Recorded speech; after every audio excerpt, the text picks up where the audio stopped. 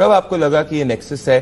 कब आपको समझ में इस बात ये आपको रियलाइज हुआ कि सुशांत को कोई एक बड़ी सी लॉबी, जैसा आपने कहा कि एक बड़ा कबाल या बड़ा नेक्सस सुशांत को हार्म करने की कोशिश कर रहा है? देखिए, ये उनसे जाने से पहले की बात है, क्योंकि आप सुशांत से सबसे करीब थी। बिल्कुल, और हम सोचते भी एक जैसा थे, बहुत ही डिफरेंट, बहुत ही कहते हैं ना बिल्कुल ही रिवोल्यूशनरी वे में जो सोचने की वो जो एक होती है अपने आप में जो हिम्मत होती है, वो सोच के हम लोग थे। हम वहां से पले बड़े हुए हैं जहां पे हम भगत सिंह को और महात्मा गांधी दोनों ही जज्बात को समझ पाते थे कि एक स्पिरिचुअल वे में जो महात्मा गांधी ने चीजों को फॉलो किया था जब when the independence movement was on, और एक भगत सिंह का जो वो जज्बा था, वो भी हम वो सब चीज सीख के बड़े हुए थे। तो सुशांत भी उसी इल्क के थे, he belong to the same group, we belong to the same group. So when Sushant made name for himself and became successful, जब वो इतने सफल हुए, तो देखिए जहां भी जिनका भी वर्चस्व चलता है, तो वो चाहते हैं कि वो जो स्टेटस को हो ना, वो हाथ से नहीं जाए। तो अगर हम बॉलीवुड की बात कर रहे हैं ना, तो अभी वर्चस्व चल रहा है, वो अपने हाथ से जो वो कहते हैं ना कंट्रोल खोना नहीं चाहते हैं।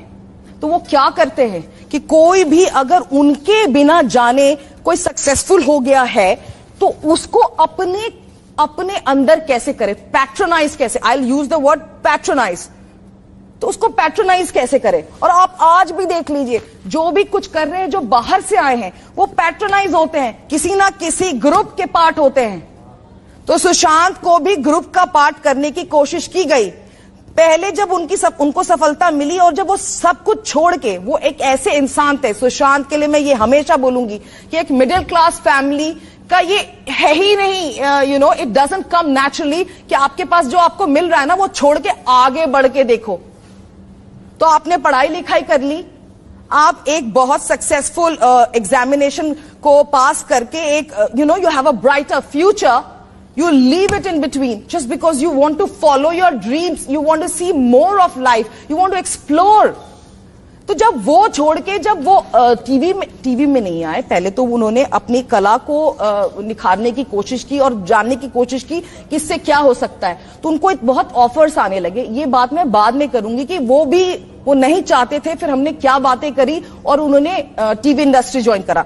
उसके प्रखर पे थे वो, बिल्कुल ही ऊंचे, सबसे ज्यादा highest paid TV actor he was, and because जब उनसे जब satisfaction नहीं मिल रहा था, जब उनको उससे वो कहते हैं ना कलाकार को वो सुख नहीं मिल रहा था, तो उन्होंने कहा कि अब मैं ये ज्यादा दिन नहीं कर पाऊंगा। लेकिन वहां पे भी लोगों का वर्चस्व था, वो नहीं चाहते थे कि वो छोड़े, तो उनको वहां पे भी रोका गया, लेकिन उन्होंने छोड़ के एक फिल्म करी।